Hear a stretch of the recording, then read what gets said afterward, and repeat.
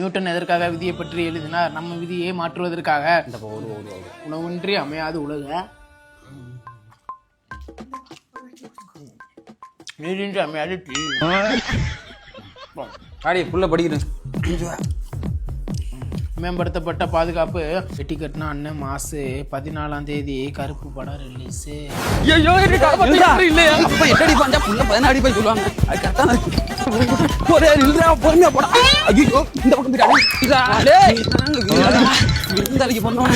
பெத்தது நானா நீயா? இந்த ஓட்டம் பொழுதாகி போச்சு, விளக்கேத்தியாச்சு, பொன்மானே ஒன்ன தேடுது. அப்பா மாட்டு இருந்தா கொண்டிருப்பான். நீ 2 வாரத்துக்கு வீட்டு பக்கத்தே போகக்கூடாதுப்பா.